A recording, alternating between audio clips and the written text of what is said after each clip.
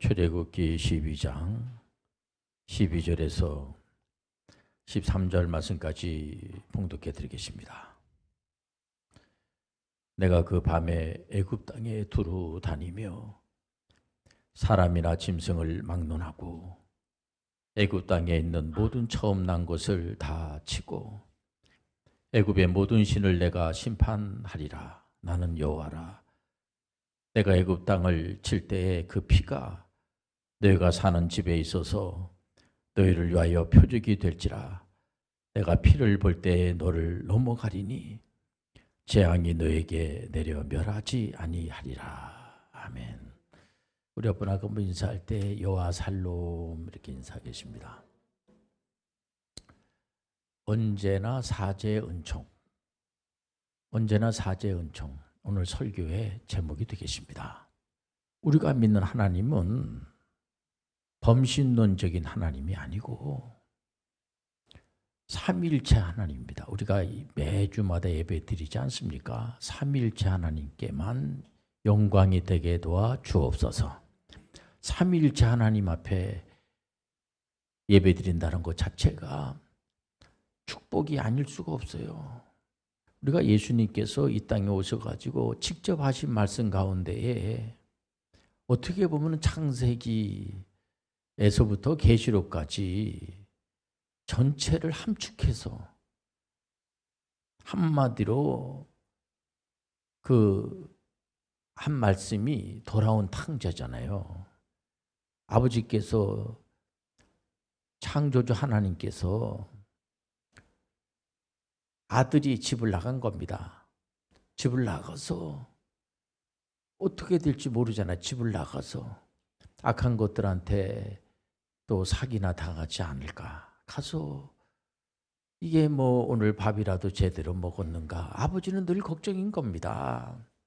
우선 아버지는 아들이 돌아오기를 기다리는 거예요. 뭐냐? 사제의 은총을 베풀기 위해서. 우리 하나님은 하나님만이 우리에게 사제의 은총을 베풀 수가 있지. 어떤 악한 것들이 사단이 속일 수는 있을지 모르겠지만은 용서하지 않습니다. 사탄이 무슨 용서를 합니까?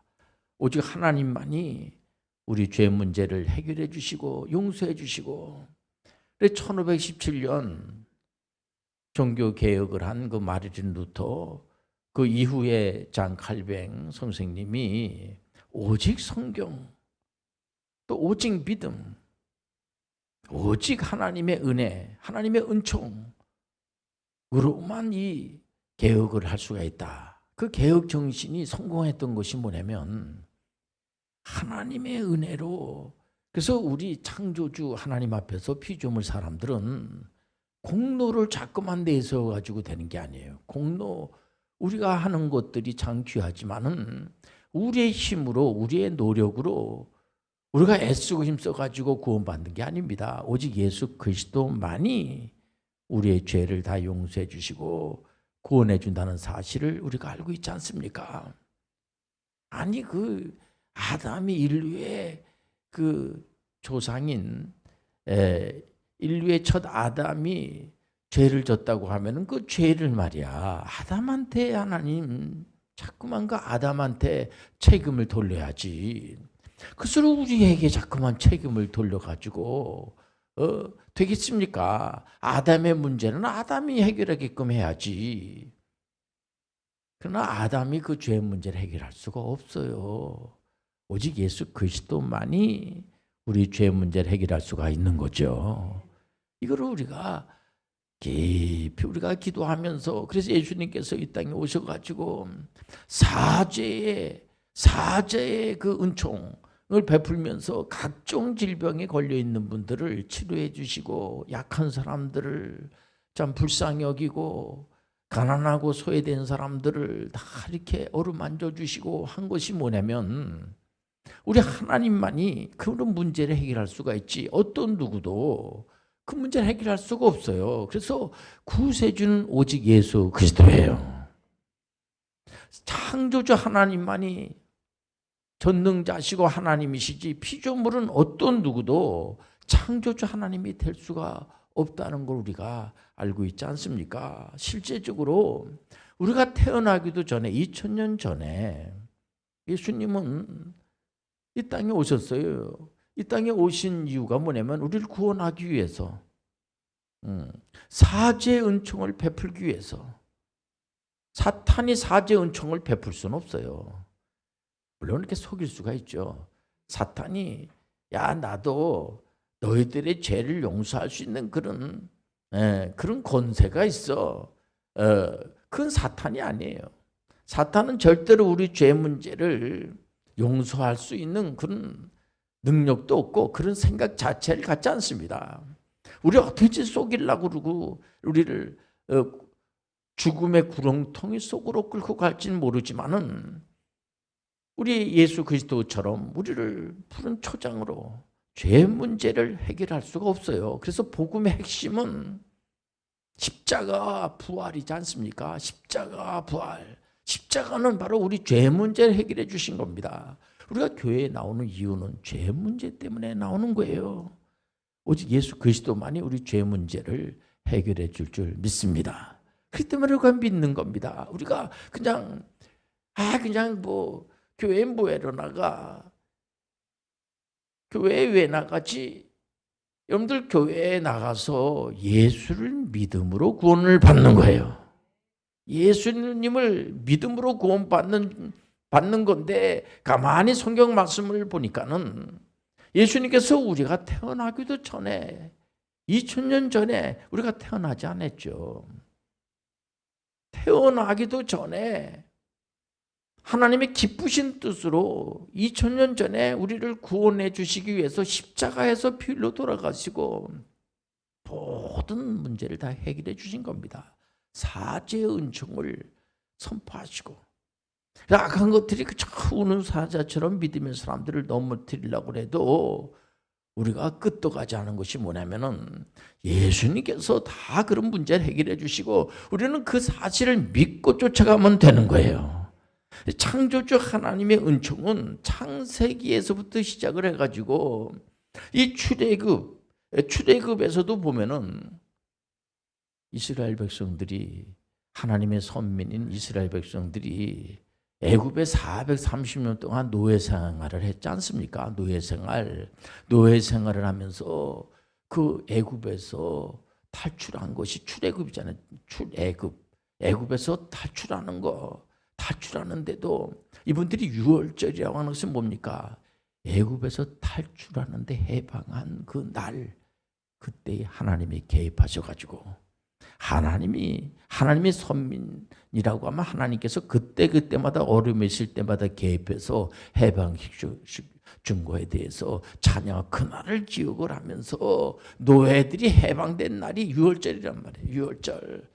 여러분들 항상 우리가 죄에서 해방된 그 사실에 대해서 감사의 여기면서 믿음으로 가는 겁니다. 예수님께서 공적인 사역 공생의 공적인 사역에서도 직접 제성하신 그 성찬식을 보면요, 물론 학자들마다 좀 차이가 있습니다만은 성찬할 때 칼뱅 선생님은 이렇게 우리에게 가르쳐 주십니다. 우리가 성찬할 때 하나님의 영이 임재하시는 거예요. 성찬할 때 우리 신앙이 날마다 풍성해 준다는 사실 아시길 바랍니다. 풍성한 하나님의 은총이기 때문에 성찬할 때 눈물을 흘리는 사람들이 많아요. 그 은혜에 감사해서 하나님께서 나 같은 죄인을 용서해 주셔서 너무나 감사합니다. 하나님 아버지, 하나님의 은혜가 아니면 우리가 어떻게 구원받을 수가 있습니까? 우리는 지옥에 가도 할 말이 없어요. 예수님의 은혜로 천국을 가는 거예요. 믿음의 결국은 천국이 보장되어 있는 거예요. 얼마나 감사합니까? 구약에서 창조주 하나님의 그 마음에 합한 분 하면은 누구예요? 보통 이스라엘의 두 번째 왕 그 다윗이라고 그러지 않습니까? 다윗이 시편 139편 1절에 보니까 여호와여 주께서 나를 살펴보셨으므로 나를 아시나이다. 2절에 보니까는 주께서 내가 안고 일어섬을 아시고 멀리서도 나의 생각을 밝히 아시오니 3절에 보니까는 나의 모든 길과 내가 눕는 것을 살펴보셨으므로 나의 모든 행위를 잃게 하시오니 4절에 보니까는 여호와여 내 혀의 말을 알지 못하시는 것이 하나도 없으시니이다. 5절에 보니까 주께서 나의 앞뒤를 둘러싸시고 내게 안수하셨나이다. 성경적 역사는 진실된 실제입니다. 거짓이 없기 때문에 많은 분들이 다윗이 아무리 그 적들이 우는 사자처럼 덤비고 환경이 아주 안 좋았잖아요. 환경이 아무리 안 좋아도 전지전능하시고 끝까지 언제나 사제의 은총을 주시는 하나님이 절대적으로 도와주시기 때문에 믿음이라고 하는 거, 그거야. 그 당시에 다윗은 믿음이 좋은 분이지.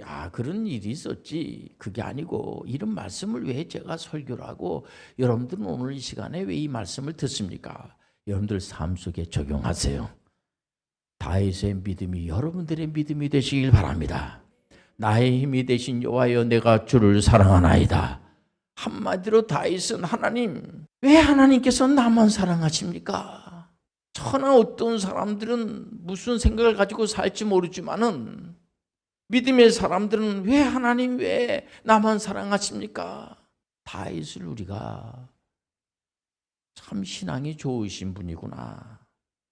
물론 이제 그 이스라엘의 역사 가운데 왕들이 다윗처럼 그렇게 신앙이 좋지 않죠. 그러나 그 신앙이 안 좋으신 그런 분들에 대해서도 우리가 뭐를 발견해야 되냐면 우리도 이렇게 신앙이 좋지 않지. 그런 분들을 정죄하는 것이 아니라 우리도 그렇게 자칫 잘못하면 신앙이 안 좋을 수도 있지. 그럼에도 불구하고 우리 창조주 하나님께서는 사제의 은총을 주시고 우리를 푸른 초장으로 인도해 주신다는 거예요.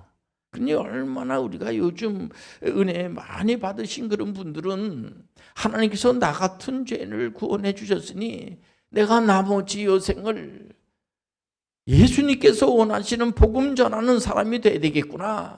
예수님께서 직접 하신 말씀이 요한복음 14장 12절에 무슨 말씀입니까? 예수님의 제자분들이 예수님의 그 십자가 사건, 부활의 사건 잘 몰라요, 이분들이.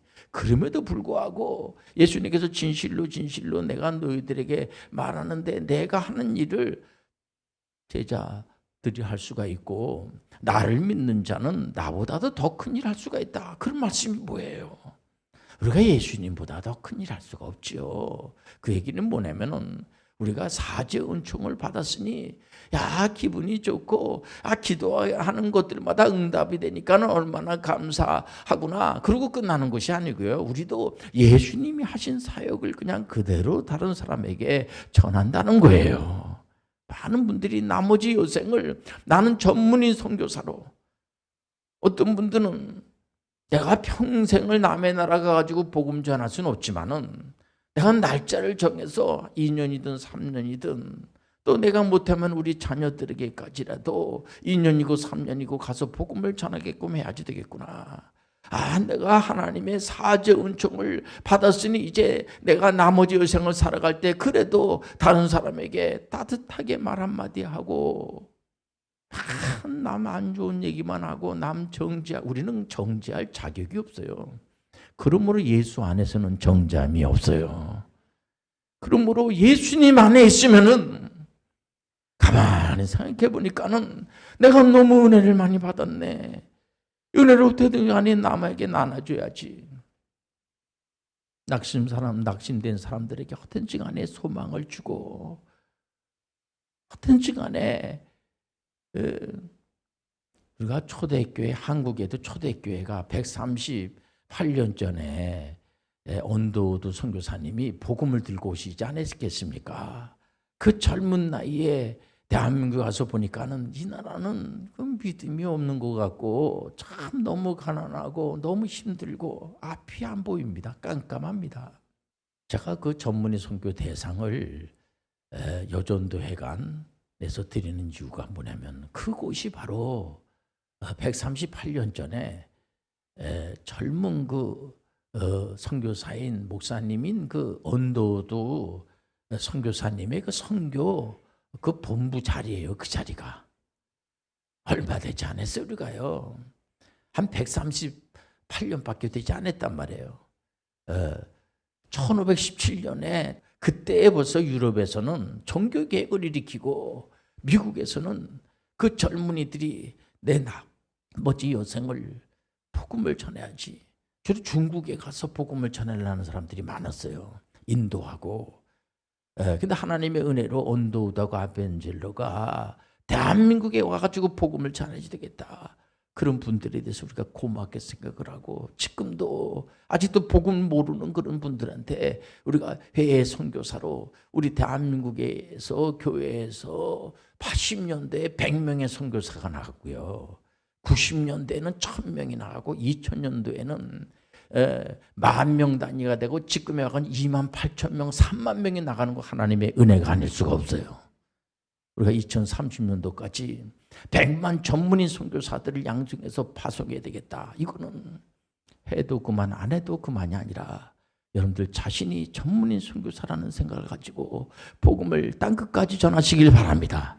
그러기 위해서는 하나님의 은혜에 감사해서 예수 그리스도가 나 때문에 그분이 아무 죄도 없으신 분이 십자가에서 피와 물을 다 쏟으시면서 죽으셨구나. 그 사실이 너무나 감사하고 나도 예수님의 그 정신을 가지고 같은 갑이면은 다른 사람들을 무시하고 그러지 말고 다른 사람들이 잘 되는 걸 보고 좋아하고 감사하게 여기고 그 아펜젤러 그 선교사님도 복음을 전하시다가 순교하셨어요. 이분들도요. 보면은 오셔가지고 많은 그 어린 아이들은 또 이 선교사님들 따라와가지고 풍토병에 걸려가지고 순교한 그런 사람들이 많아요. 영원히 하나님의 나라의 기록이 되는 거예요. 하늘의 별처럼 우리가 이 땅에 아직 예수 믿는 것은 예수 믿는 거로만 끝나는 것이 아니라 여러분들 예수님 믿는 사람처럼 살아가야지 돼요. 날마다 감사하면서 살아가시길 바랍니다. 그래서 다른 사람을 나보다 낫게 여기고 귀하게 여기고 우리가 하나님께서 우리를 만세전에 기쁜 뜻으로 하나님의 섭리를 선택한 이유는 그냥 하나님께서 만세전에 나를 선택했지 그리고 선택한 것으로 끝나는 게 아니고요. 창세기에서도 보면은 12장 이하에 아브라함이라고 하는 가문을 선택하잖아요.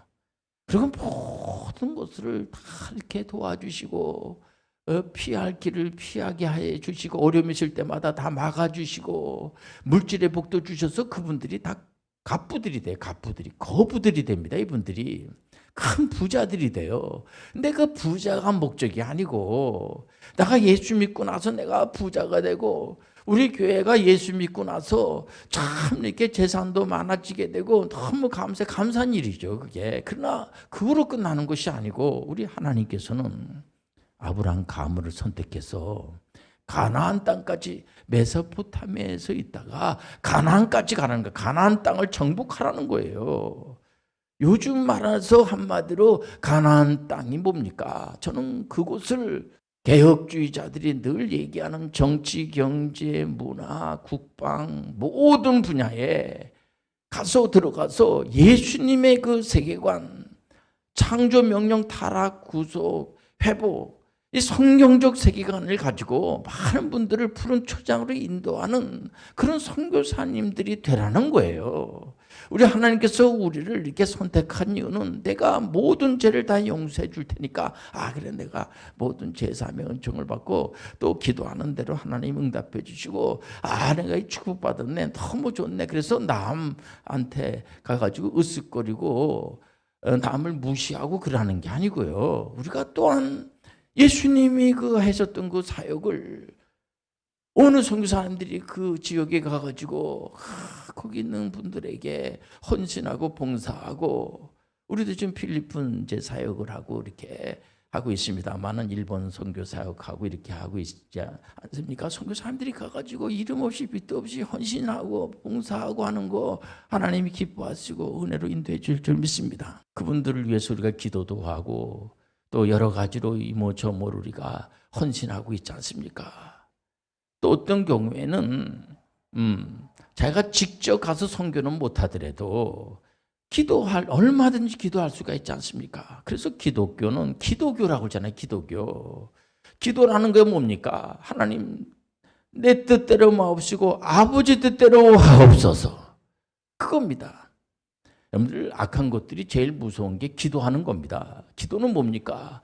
내 힘으로 이 악한 것들을 물리치는 것이 아니고 하나님 아버지 이 악한 것들을 물칠 수 있도록 하나님 아버지 도와주옵소서. 우리가 믿는 하나님은 우리가 스스로 무슨 노력을 하고 애쓰고 힘써가지고 우리가 돌을 닦아가지고 뭐가 되는 게 아니에요. 모든 게 다 하나님께 의존되어 있는 겁니다. 우리는 혼자 살 수가 없어요.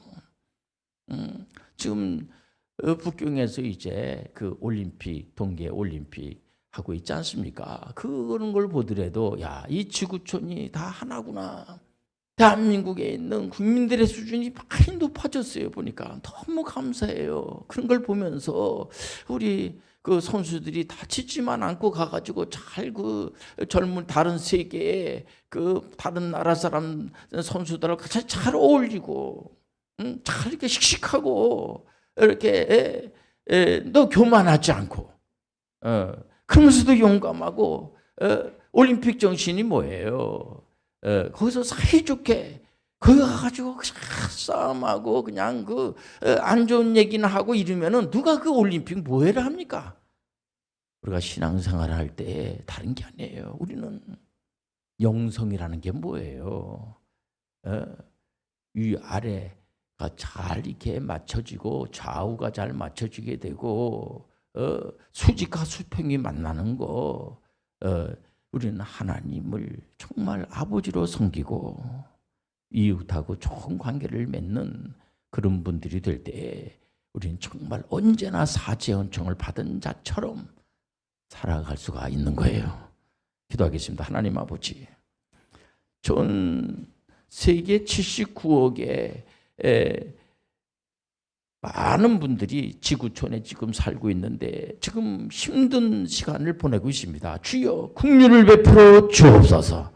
하나님께서 나의 모든 죄를 용서해 주신 것처럼 다른 분들의 모든 그런 문제도 해결해 주시고 푸른 초장으로 인도하여 주옵소서. 마음을 이루하여 주옵소서. 예수님의 이름으로 기도합니다. 아멘.